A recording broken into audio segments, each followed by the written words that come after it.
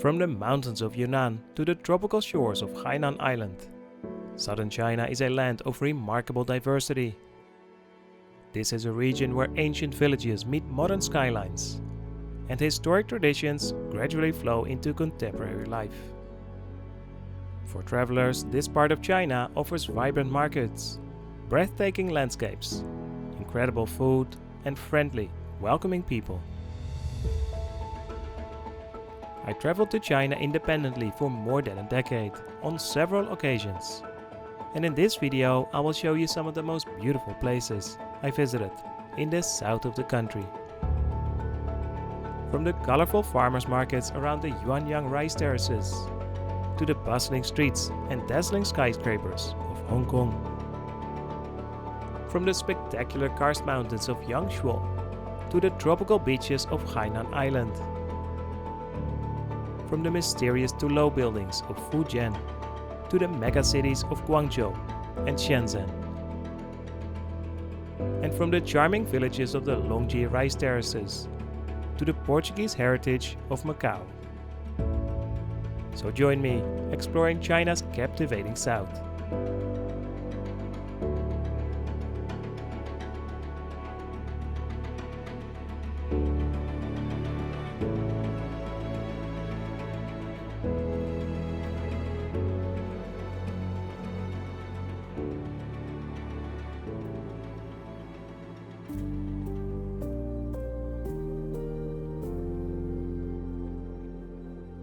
We begin our journey in the deep south of Yunnan province to explore the rural wonderland of the Yuanyang rice terraces.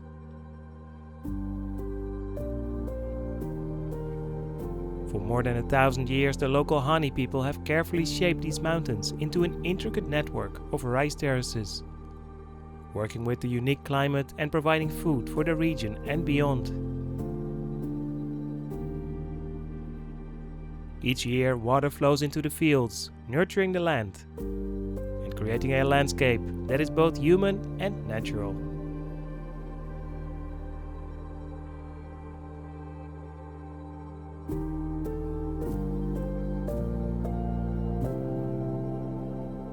Travelers can stay in one of the many villages in the area and experience rural life up close.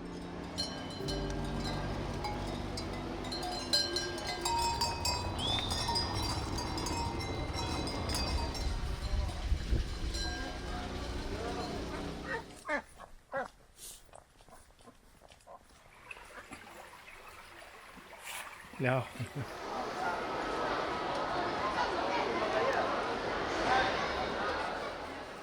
Don't miss a visit to some of the food and farmers markets.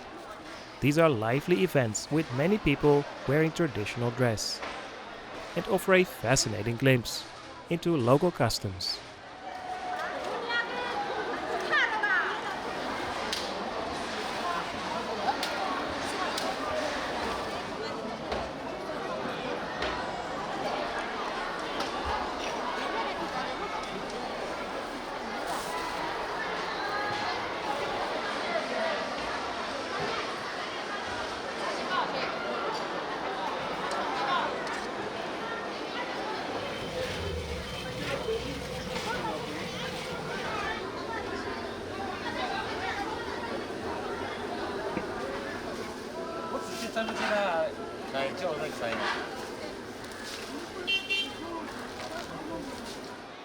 And make sure to try the grilled tofu, a specialty in the region.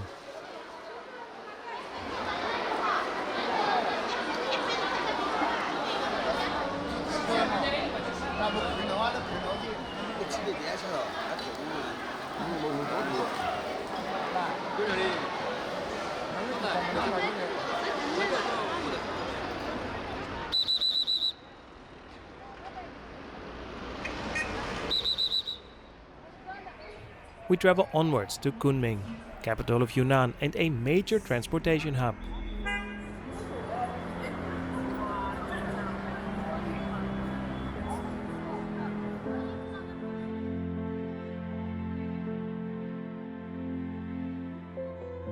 This pleasant metropolis is often nicknamed City of Eternal Spring and can be explored for a few days.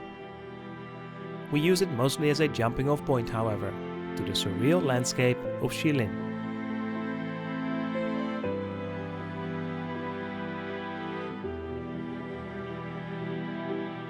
This remarkable collection of grey limestone pillars has been carved and shaped over the years by wind and rain.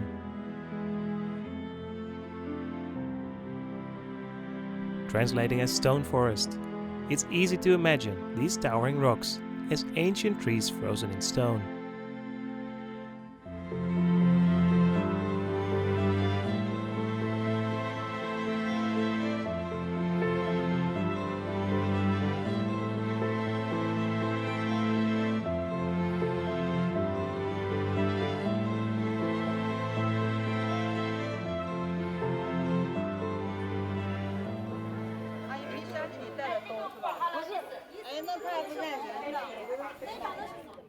With good infrastructure, the park is a breeze to navigate, though some areas of Shilin can feel a bit crowded.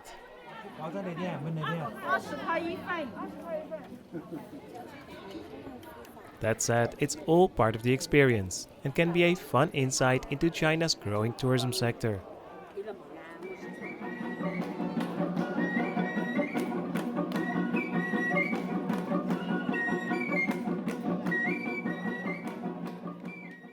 And when you crave a bit of serenity, it's easy to find narrow and secluded pockets all to yourself.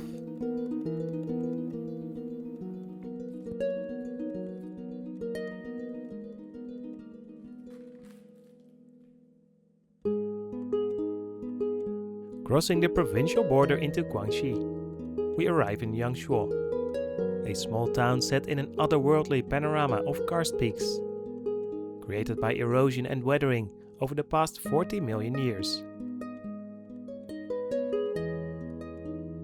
It's a tranquil place to visit, and travelers often stay longer than planned, captivated by the natural beauty and relaxed atmosphere.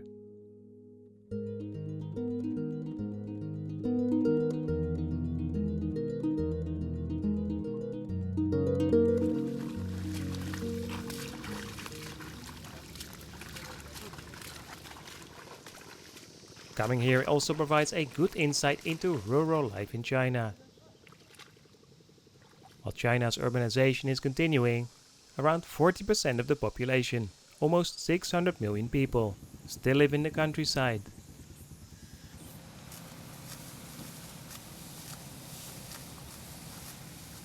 Life can be tough here as much of the work is still done by hand, even if more communities are able to afford machinery. A great way to explore the area is by bicycle, riding through charming villages and green rice fields. Or take to the water on a small cruise boat or traditional bamboo raft for a different perspective of the landscape.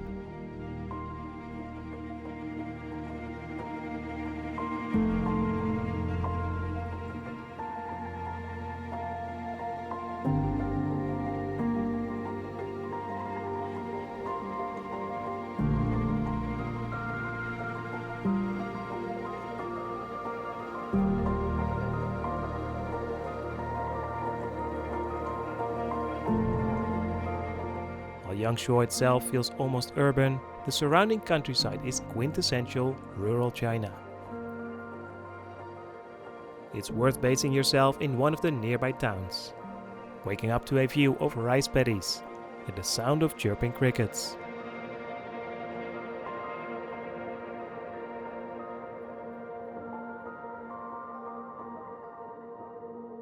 Not far from Yangshuo are the mesmerizing Longji, or dragon's backbone, rice terraces. Built some 650 years ago, they share similar features with the terraces in Yuanyang and are still used to grow rice. While it's possible to visit Longji on a day trip, it's a good idea to stay overnight in one of the small villages, such as Datsai. These are the historic homes of the Zhuang and Yao minority people, who have lived in this area for generations.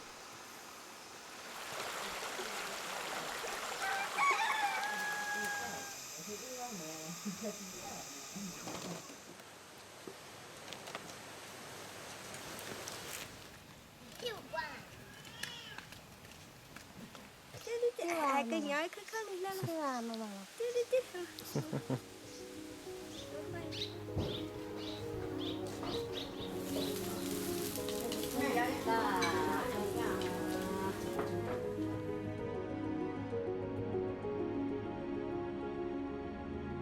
We continue our journey through South China and travel onwards to Guangzhou, a fascinating city in the Pearl River Delta and capital of Guangdong Province.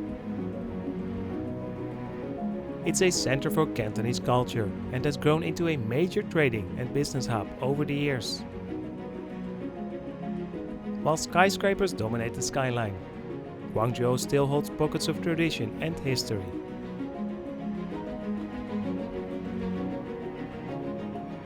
Downtown Guangzhou is filled with modern office towers, shopping malls and a massive football stadium. It is really the commercial heart of the metropolis.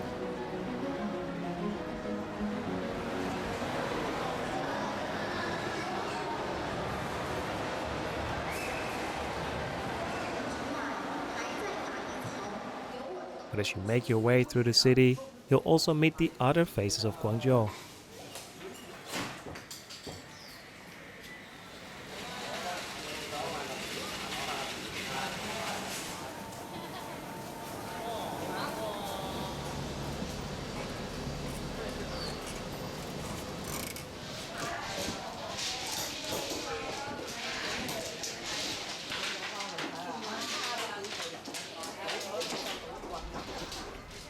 The pedestrian-only Shenzhen Island, for instance, is lined with historic mansions and villas.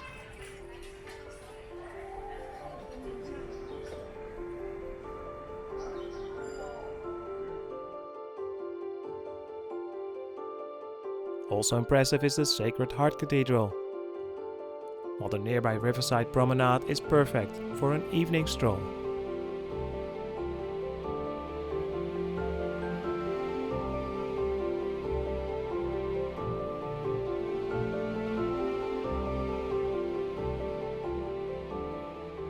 And in the suburbs we come across the Baomou Gardens, offering a glimpse of classical Chinese temples and graceful bridges.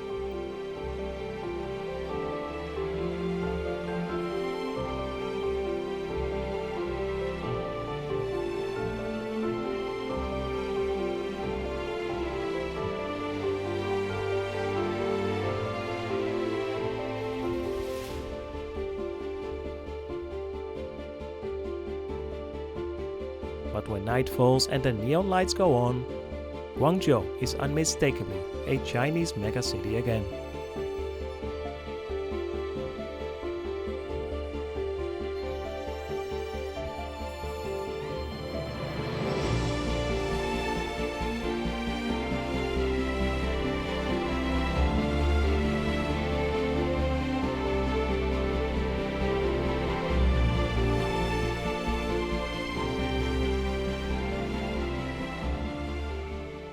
Just across the border of the vast Guangdong province, in the remote hills of southern Fujian, we come across the peculiar tulou buildings.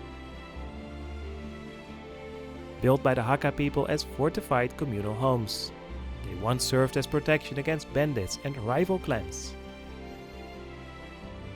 Usually between 2 and 5 stories tall, the tulou are made from clay and soil, and are a remarkable sight. While many still function as homes, some are now used as restaurants and guest houses for tourists.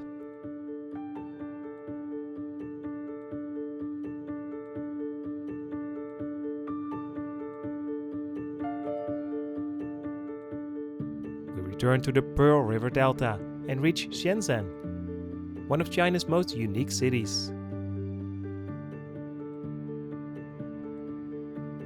A small fishing village merely 40 years ago, Shenzhen has grown into one of the country's largest and wealthiest urban centers. It attracts business people, migrant workers and investors from around the country and the world, all chasing the Chinese economic dream.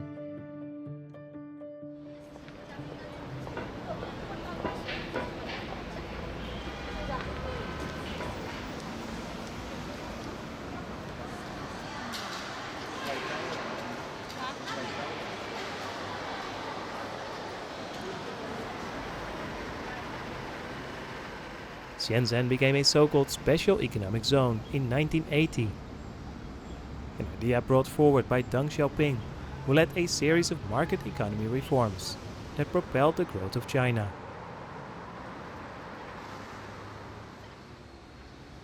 Since then, Shenzhen has become China's largest electronics manufacturing hub and is now a leading high-tech center.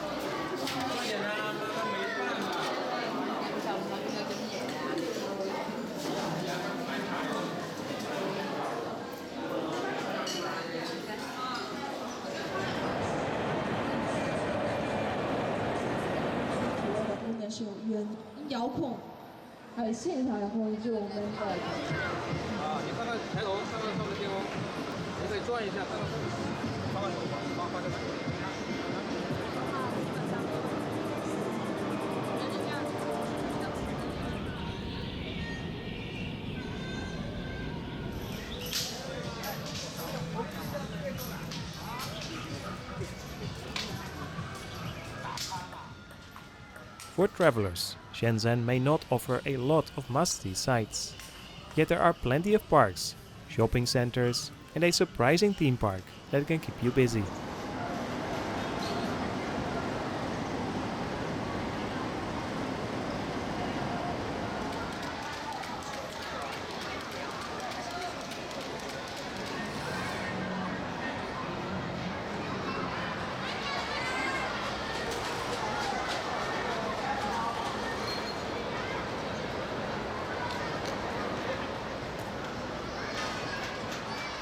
In general, I found Shenzhen a young and dynamic place, where you can get a sense of China's urbanization and economic expansion of the past decades.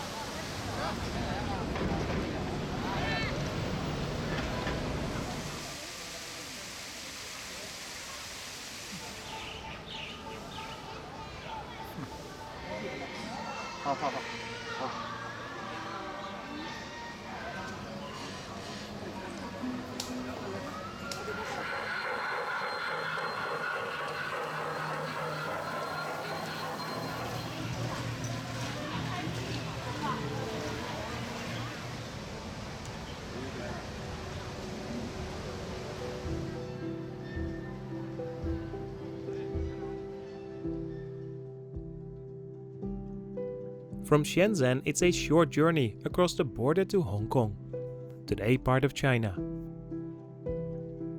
Seen by many as a fusion between East and West, Hong Kong is a modern metropolis, but also a cultural powerhouse.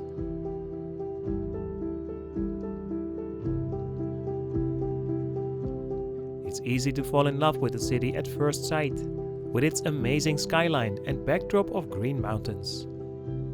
But for many, this is only where the story begins.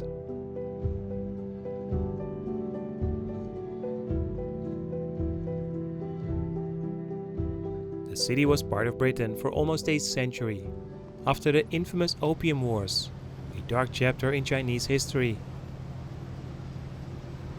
Over the years, with ups and downs, the people of Hong Kong managed to build a flourishing society, with democratic freedoms and their own identity. Since the handover to China in 1997, some of these freedoms have been challenged, however, sparking protest over Beijing's growing influence.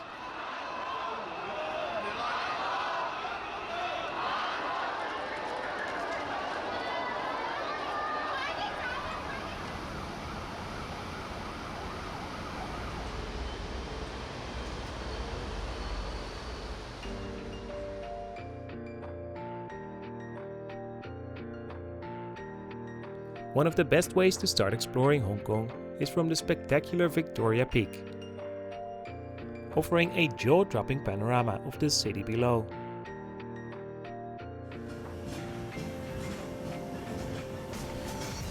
You can reach the peak by taxi or on a steep hike, but most travelers use the historic Victoria Peak tram. a gravity-defying attraction that should not be missed.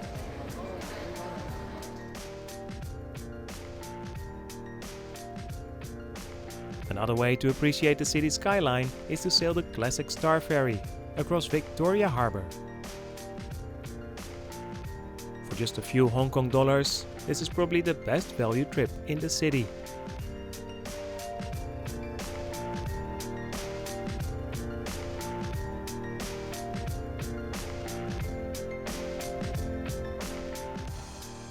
Hong Kong is a breeze to get around and boasts a very efficient public transport system, including an extensive metro network, double-deck trams, and even helicopters for those who can afford it.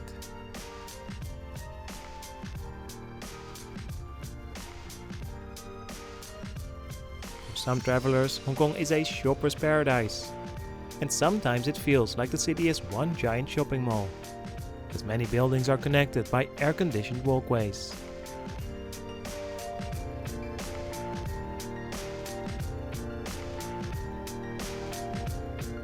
Others come here for the Cantonese food, which is some of the best in Asia. From luxurious restaurants to street food markets and local eateries, there is something for everyone.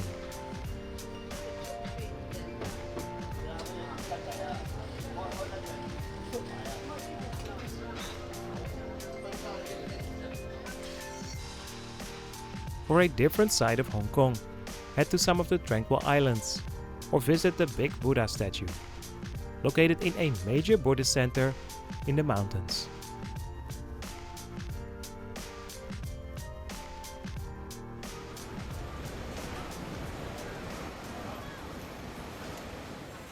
But it's the streets of Kowloon district and beyond that truly capture Hong Kong spirit.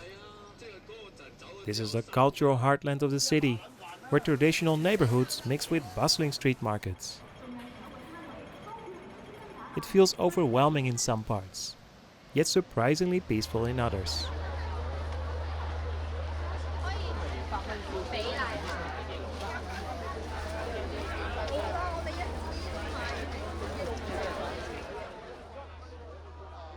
Visit one of the many temples, browse some of the markets, sample local cuisine, or simply wander around and be surprised by this magnificent city.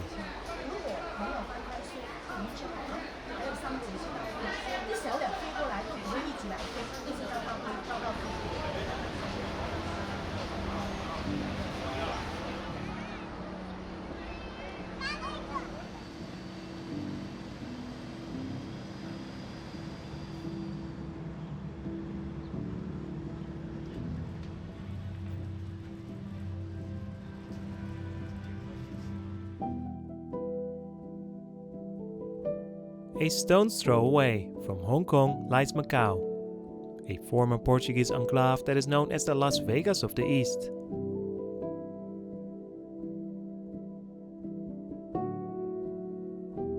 Its skyline is dominated by some of the world's largest casinos, and parts of the city have turned into massive entertainment centers.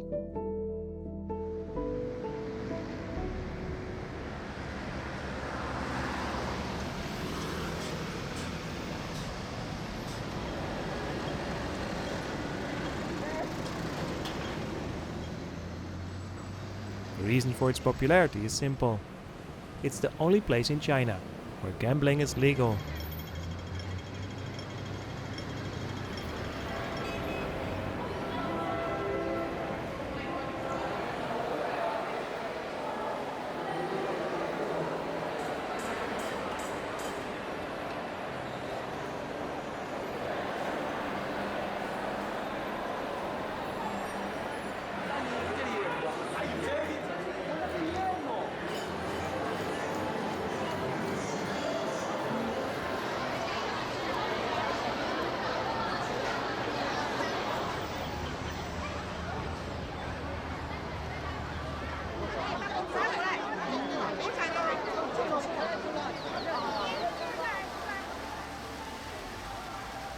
But Macau also has a different face, with a Portuguese influence that is still visible today, in its architecture, food and culture. Even though you'll share the streets with a lot of tourists, it's a fun and interesting place to spend a day or two.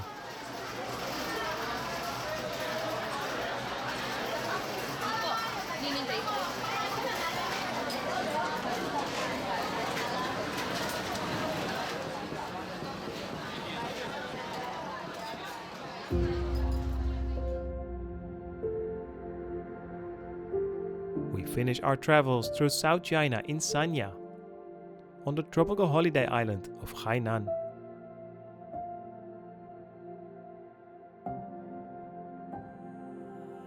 In many ways, this place feels a world away from the mainland.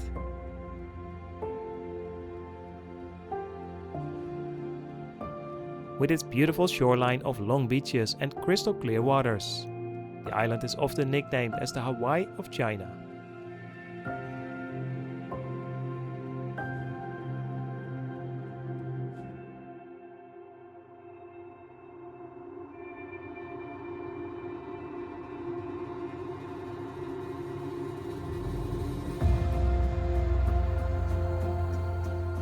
Many tourists come here to relax and enjoy the luxuries of the hotel resorts and restaurants. Yet there is also ample opportunity to explore the surrounding area, where you can find floating fishing villages, rugged coastal scenery, and the impressive Nanshan Temple complex, boasting the massive 108 meters tall Guanyin Buddha statue.